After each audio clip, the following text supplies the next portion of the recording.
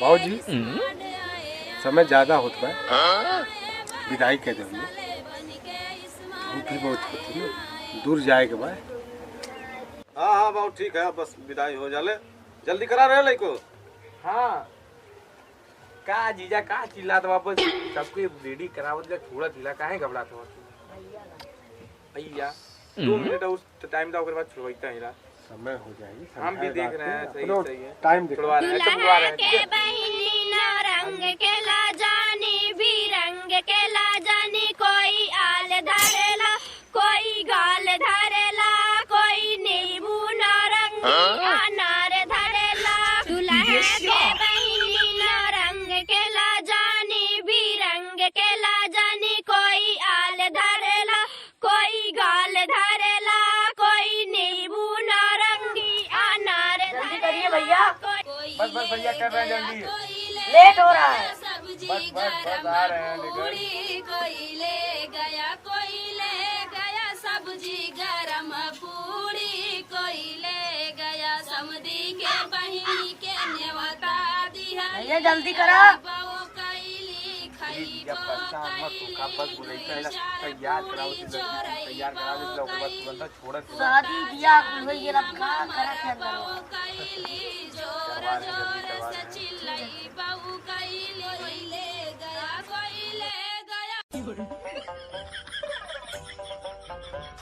भैया थोड़ा जल्दी। बस जीजा जल्दी ही करवा दो, चिल्ला एकदम परेशान मत होगा लोग, ठीक। और कुछ लिया ही का नहीं जल्दी करा।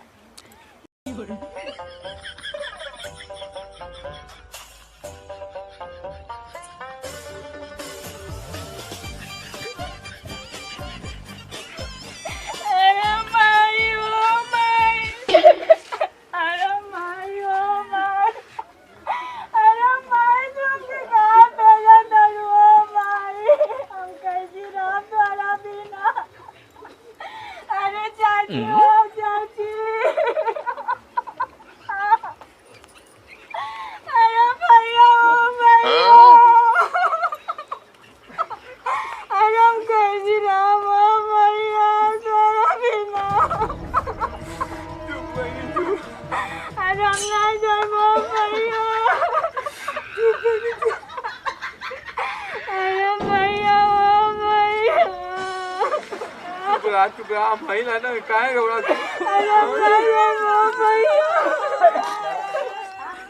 चुप बहनी चुप।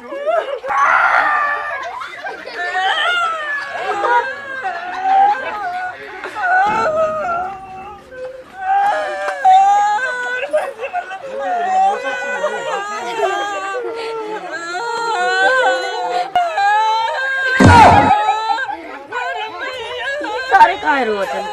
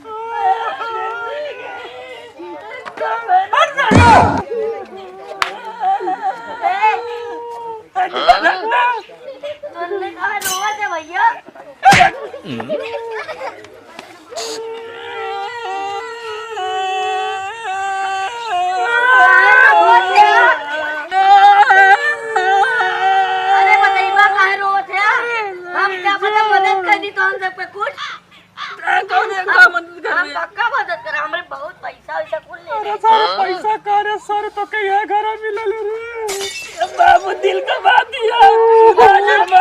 मतलब अरे सारे पूरा गांव में मियां घर वाला लड़कियां मिलल है सारे पूछा दिया सारा कहीं पूछा ये दिल का बात तू ना जरमान मत बाबू तूने दोनों मिला उसे प्यार करने वाला का सारे में मिलल ए जीजा एजा क्या कर दबा चला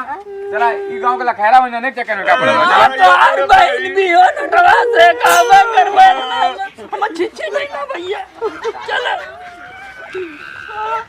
अरे तरफ कीड़ा भैया अरे फिर सारे जाते का है ए भैया का बात है सही बता दे हमारे जिंदगी के सवाल भैया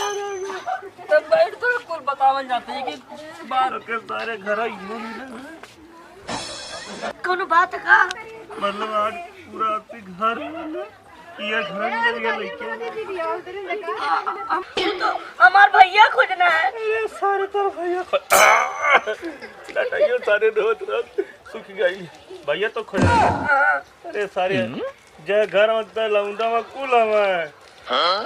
का है भैया आज जब ये तो कर तो सारे हमने ग्राउंड के अपनों सारे बहने दे ए भैया खोल के बतावा का बात है हमारे जिंदगी का सवाल भैया ये सारे बताओ तोर सारे जिंदगी नरक हो जाएगी वो कैसे वो गांव का बहुत बड़ा गाँव बड़ा गाँव मतलब गांव का जितना लड़काओं को लेकिन तो शादी का वादा कैले रहा है कुली के रख ले रहा है का अरे सारे तो सारे भाग ले भैया हम लोग ले उन्हें चला ए भैया अरे सारे ले उन्हें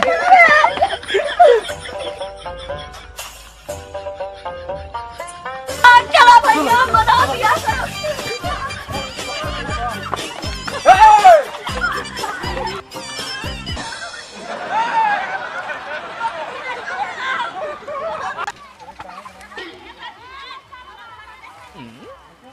जानते हैं भैया